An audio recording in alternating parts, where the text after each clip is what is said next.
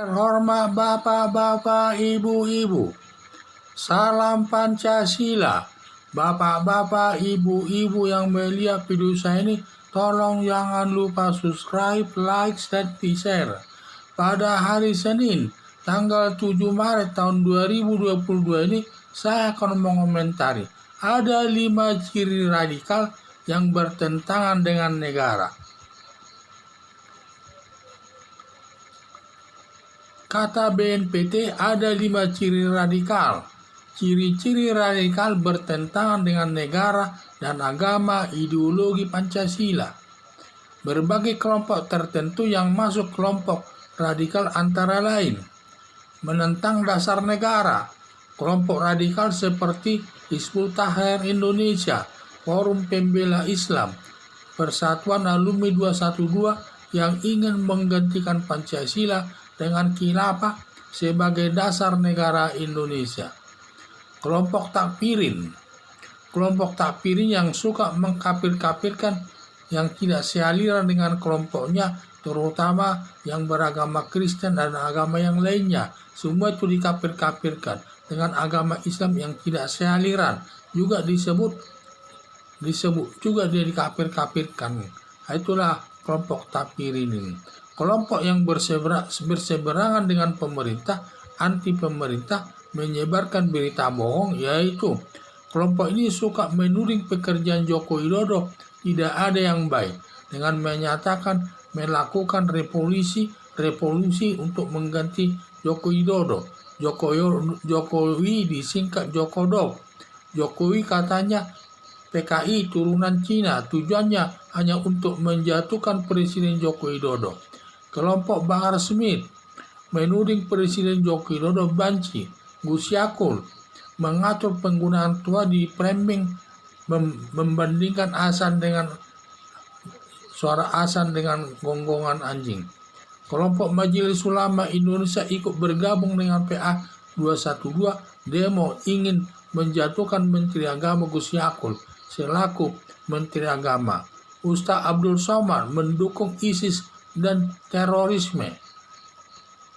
Semua pernyataan tersebut sifatnya bertentangan dengan negara dan tujuannya hanya ingin menjatuhkan pemerintahan yang sah dari negara Indonesia ini.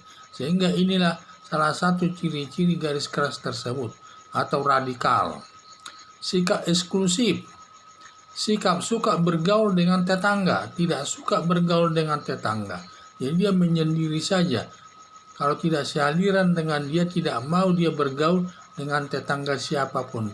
Dia mengucilkan diri dalam rumahnya tersebut. Menyerang budaya Indonesia. 5. Menyerang budaya Indonesia. Kelompok menyerang budaya Indonesia dan mensirikkan tradisi Indonesia antara lain. Melempar sesajen agama Hindu di kejuran di Gunung Semeru. Menghancurkan wayang. Kata Ustaz Khalid Basalamah, wayang itu harus dihancurkan, dimusnahkan.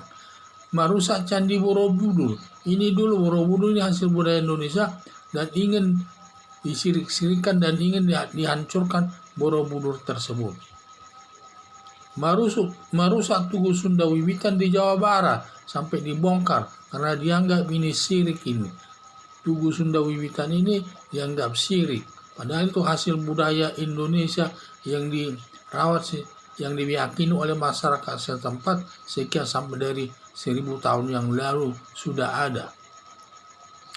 Ada perkawinan Jawa Solo, injak telur dibilang syirik, pestanya dibubarkan karena dia melihat injak telur tersebut adalah syirik sampai pestanya itu dibubarkan orang tersebut. Inilah 5 ciri garis keras atau radikal dengan tujuan akhirnya menggantikan Pancasila dengan khilafah sebagai dasar negara Indonesia. Berdasarkan hal itu, Presiden Joko Widodo mengingatkan kepada TNI dan Polri jangan suka mengundang penceramah radikal yang bertentangan dengan negara Indonesia. Karena sudah dipantau banyak militer tadinya atau Polri ini selalu mendukung daripada garis keras tersebut, bahkan sering mendatanginya. Itulah yang menjadi masalah. kelompok Majelis Ulama Indonesia ikut bergabung dengan PA 212 demo ingin menjatuhkan Menteri Agama Gus Yakut selaku Menteri Agama. Padahal Majelis Ulama Indonesia di mana pegawainya adalah dibiayai oleh negara, tetapi dia mengkhianati, malah aparat negara ingin dijatuhkannya bersama-sama demo dengan 212 tersebut. Jadi yang saya lihat beberapa kebijakan daripada garis keras ini yang bertentangan dengan kebijakan pemerintah dan negara. Maka diharapkan sebenarnya tidak hanya TNI dan Polri saja yang dilarang untuk menghadirkan penceramah daripada garis keras.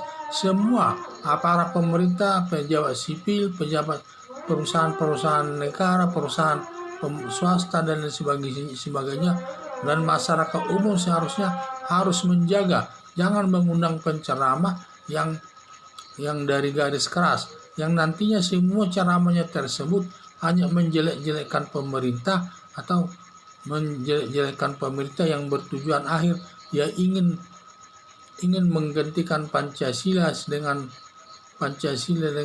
khilafah sebagai dasar negara Indonesia. Sekian dan terima kasih.